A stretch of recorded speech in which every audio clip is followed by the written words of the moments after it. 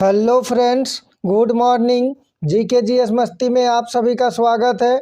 आज मैं आप लोगों के लिए सामान्य विज्ञान के टॉप 25 एमसीक्यू क्वेश्चन लेके आया हूं। अगर आप किसी भी एग्ज़ाम का तैयारी कर रहे हैं और एग्ज़ाम में सिलेक्शन होना चाहते हैं तो हमारे क्लास में अंत तक बने रहे। और हमारे चैनल में नए हैं तो प्लीज़ लाइक एंड सब्सक्राइब करें और दोस्तों में शेयर करें। चलिए देखते हैं पहला क्वेश्चन नंबर 1। बारूद का आविष्कार निम्न में से किसने किया था? चलिए इसका राइट आंसर कीजिए। आपको एक क्वेश्चन का जवाब देने के लिए 5 सेकंड का समय दिया जाएगा। बताइए बारूद का आविष्कार निम्न में से किसने किया था? चलिए इसका राइट आंसर देखते हैं। ऑप्शन ए रोजर बेकन ने। Next question number 2। आधुनिक चर्म शोधन उद्योगों में ऐसी कौन सी भारी धातु पाई जाती है जो विषैली होती है? मोस्ट इंपॉर्टेंट क्वेश्चन है। चलिए इसका राइट आंसर कीजिए। बताइए आधुनिक चर्म शोधन उद्योगों में ऐसी कौन सी भारी धातु पाई जाती है जो विषैली होती है? चलिए इसका राइट आंसर देखते हैं। ऑप्शन सी क्रोमियम धातु। Next question number 3। निम्नलिखित में से क्या जल में घुलनशील नहीं है? चलिए इसका राइट आंसर कीजिए। बताइए निम्नलिखित में से क्या जल में घुलनशील नहीं है? चलिए इसका राइट आंसर देखते हैं। ऑप्शन ए लेड सल्फेट जल में घुलनशील नहीं है। अगर अभी तक वीडियो को लाइक और चैनल को सब्सक्राइब नहीं किए हैं तो प्लीज़ कर दे। Next question number 4। मोनाजाइट बालू में निम्न में से कौन सा खनिज पाया जाता है? चलिए इसका राइट आंसर कीजिए। बताइए मोनाजाइट बालू में निम्न में से कौन सा खनिज पाया जाता है? चलिए इसका राइट आंसर देखते हैं। Option C thorium. Next question number 5। ऊंट अपने कुब्बड़ का उपयोग किस कार्य के लिए करता है? चलिए इसका राइट आंसर कीजिए। इसी टाइप के क्वेश्चन एग्जाम में पूछे जाते हैं। बताइए ऊंट अपने कुब्बड़ का उपयोग किस कार्य के लिए करता है? चलिए इसका राइट आंसर देखते हैं। ऑप्शन बी वसा के संग्रह के लिए। Next question number 6। भारत के कुल मत्स्य उत्पादन का लगभग कितना प्रतिशत भाग समुद्र से प्राप्त होता है? मोस्ट इंपॉर्टेंट क्वेश्चन है। चलिए इसका राइट आंसर कीजिए। बताइए भारत के कुल मत्स्य उत्पादन का लगभग कितना प्रतिशत भाग समुद्र से प्राप्त होता है? चलिए इसका राइट आंसर देखते हैं। Option B 30%। अगर आप लोग इससे पहले का झारखंड जीके और सामान्य विज्ञान का क्लास नहीं देखे हैं तो हमारे चैनल का प्लेलिस्ट में जाके देख सकते हैं। पार्ट वाइज सारे क्लास आपको मिल जाएगा। Next question number 7। गुलाबी क्रांति का संबंध निम्न में से किससे है? चलिए इसका राइट आंसर कीजिए। बताइए गुलाबी क्रांति का संबंध निम्न में से किससे है?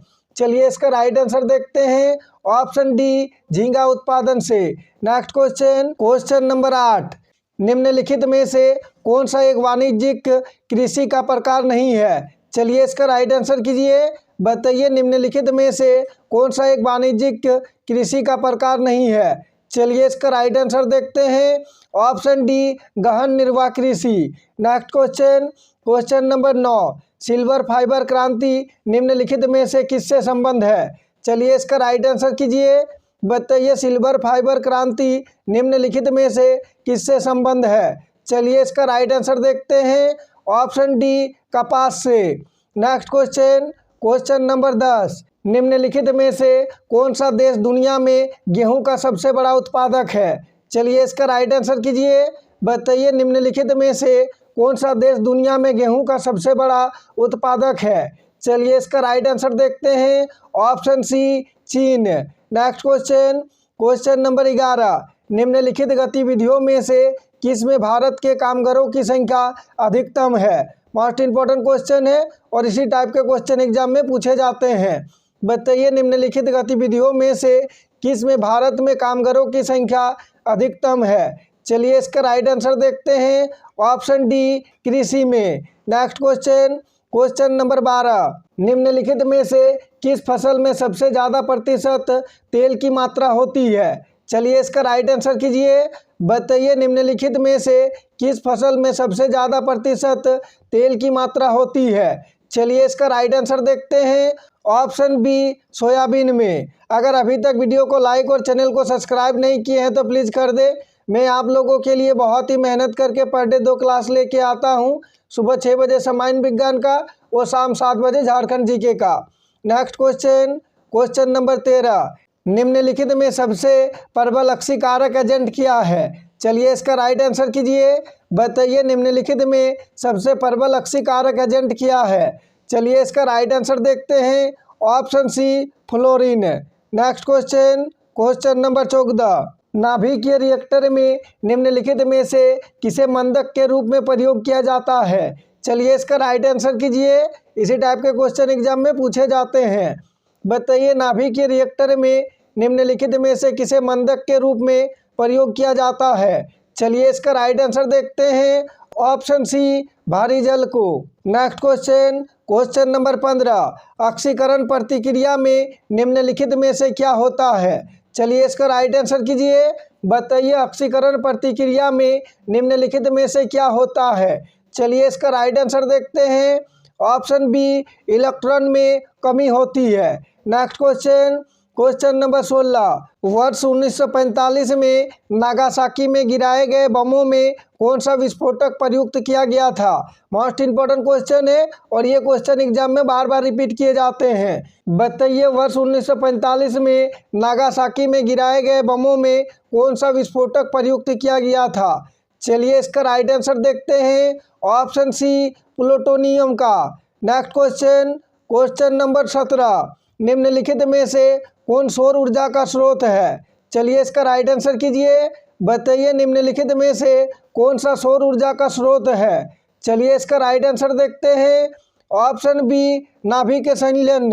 Next question, question number 18। किस प्रकार की अभिक्रिया में सबसे अधिक हानिकारक विकिरण पैदा होता है? चलिए इसका राइट आंसर कीजिए। बताइए किस प्रकार की अभिक्रिया में सबसे अधिक हानिकारक विकिरण पैदा होता है? चलिए इसका राइट आंसर देखते हैं। ऑप्शन बी विखंडन अभिक्रिया में। Next question, question number 19। नाभिकीय रिएक्टरों की मूल प्रक्रिया निम्न में से क्या है? चलिए इसका राइट आंसर कीजिए। बताइए नाभिकीय रिएक्टरों की मूल प्रक्रिया निम्न में से क्या है? चलिए इसका राइट आंसर देखते हैं। ऑप्शन सी विखंडन।